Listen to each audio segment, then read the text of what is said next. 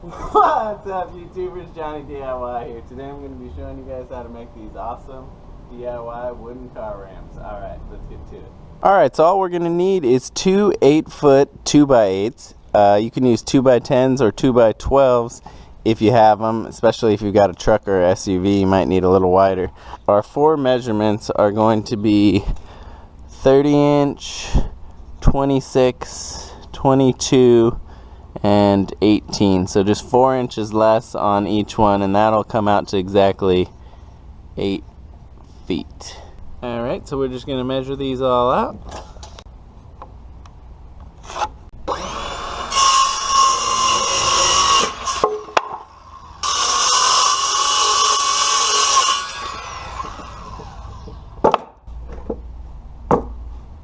Alright, so now basically we got the shape of our ramp. If you want to get fancy, we can miter these edges down to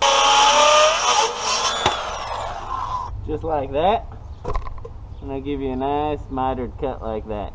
Now it's time to glue and screw them. A little glue and about 2 screws on each one. I recommend pre-drilling all your holes. This will prevent the wood from splitting.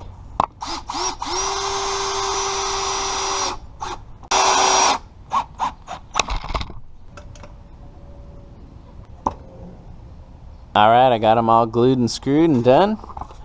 Now this is optional, but if you got some scraps, I'm probably going to glue and screw these ones into the ends like this, just to make some safeties so you don't roll over the edge. Alright, so I went ahead and put the safeties on, and now it's time to try it out. It's a good idea to test fit it and make sure that it's going to fit underneath here, that the steps are going to be gradual enough before you end up screwing it together, in case you need to make some adjustments of the length and everything. Alright, go for it. Alright, here we go.